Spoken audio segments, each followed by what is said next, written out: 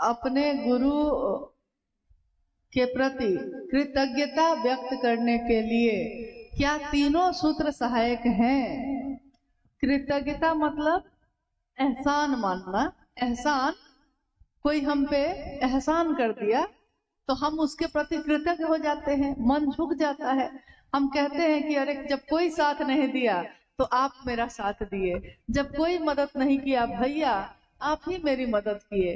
कहते हैं ना हम लोग कभी कभी, कोई दुख हो गया, कोई पीड़ा हो गई, कोई बीमार हो गया, बहुत लोग फोन उठाना बंद कर दिए, कोई मेरा फोन नहीं उठा रहा है कि कहीं हमसे मांग न ले कुछ। और उस समय कोई ऐसा व्यक्ति आके आपकी मदद कर देता है जिससे आपको उम्मीद भी नहीं थी, तो जीवन भर आप उसके उस एहसान को जो एक दिन उसने किया है आप पे, जीवन भर उसके बारे में आप इसी तरह बात करते हैं।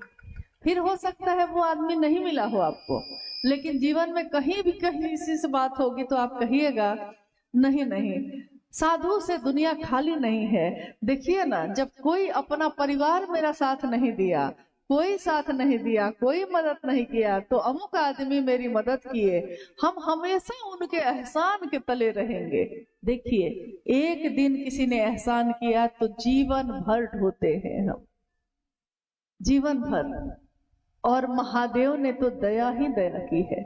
महादेव की दया से ये दुनिया मिली, ये आंखें हैं जो देखती हैं, ये कान है जो सुनते हैं। महादेव की बात हमको करने का सौभाग्य मिला। अच्छे अच्छों को नहीं मिला, हम सबको मिला है। ये तो महादेव की असीम दया का परिणाम है। तो ये तीनों सूत्र सहायक हैं। जब हम तीनों सूत्र करते हैं निस्वार्थ भाव से, तो ये कृतज्ञता उतारने की विधि है। यानी उस महादेव ने दया की, हमारा मन कृतज्ञ है, झुका हुआ है, लेकिन हम उस महादेव को क्या दे सकते हैं?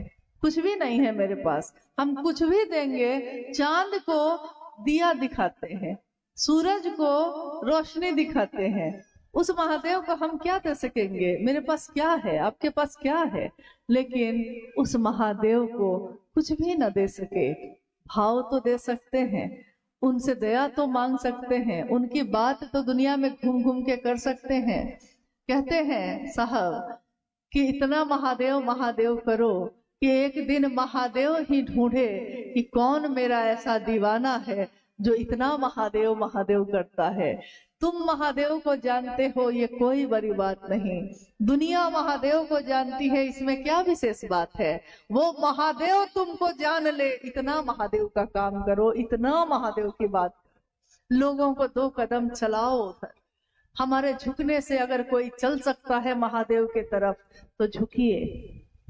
ये आपने महादेव के लिए किया है। और तीनों सूत्रों का निर्वहन निस्वार्थ भाव से करना शिव के को दक्षिणा देने के बराबर है। यह कृतज्ञता दक्षिणा ही है, गुरु दक्षिणा ही है जो हम शिव को दे सकते हैं। ये दिखाई नहीं देता, शिव भी तो दिखाई नहीं देता। जब भी सूक्ष्म चीज होती है, मन की चीज होती है, वो कहाँ दिखाई देती है? यहाँ तक कि शरीर में बाहर से देखिए सब, आंख नाक कान मुंह सब दिखता है। शरीर के अंदर अल्ट्रासाउंड सिटी स्कैन कराइए, सब दिखता है, लेकिन मन कहाँ है? ये कहीं नहीं दिखता है। मन कहाँ है? जिस मन से हम संचालित होते हैं, जिस मन से हमारा जीवन चलता है, मन दुखी है, मन सुखी है, मन को ये अच्छा नहीं लगता, मन को ये अच्छा लगता है, जिस मन ने हमको इतना पकड़ के रखा है, वो मन दिखाई नहीं देता। पूरे शरीर में कहाँ है? भाव दिखाई नहीं देते। एक माँ अपने बच्चे को प्यार करती है, प्यार करती है, उसकी परवाह में दिखता है कि प्यार करती है, लेकिन प्यार एक भावना है, एक भाव है। ये भाव कहाँ दिखाई देता है? ये तो सूक्ष्म है, महसूस किया जाता है। तो महादेव से प्रेम करना, महादेव के लिए कृतज्ञ होना, ये भी सूक्ष्म है, भाव है। ये महसूस किया जाता है कि मेरे गुरु शिव ने मुझ पे दया ही दया की है। सिर्फ एहसास है, ये रूह से महसूस करो, प्यार को प्यार ही रहने दो, कोई नाम न दो। महादेव से प्यार करना और महादेव का प्रिय बन जाना, इससे बड़ी उपलब्धि इस जीवन में किसी मनुष्य की, किसी जीवात्मा की नहीं हो सकती। कोशिश यही करनी है कि हम इतना भर भी अगर महादेव की बात कर सकें तो कम से कम समझेंगे कि इस जीवन में आना सार्थक हुआ। इस जीवन में आए हैं, जाएंगे, फिर आएंगे, फिर जाएंगे। महादेव के लोग तो आते रहेंगे और जाते रहेंगे, दुनिया को शिव भाव से आप्लावित करते रहेंगे, भरते रहेंगे। मेरा आप सभी से यही निवेदन है, यही अनुरोध है कि साहब हरिनानंद जी ने और माँ नीलमानंद जी ने अपने गुरु शिव की स्थापना हर दिल में हो, इसके लिए अपने जीवन की आहुति दी है, अपने पल प्रतिपल को न्यौछावर किया है। और हम अगर एहसान मानते हैं उनका, तो हमारा कर्तव्य है ये कि हम सब भी निस्वार्थ भाव से अपने गुरु शिव की स्थापना सबके दिल में करें।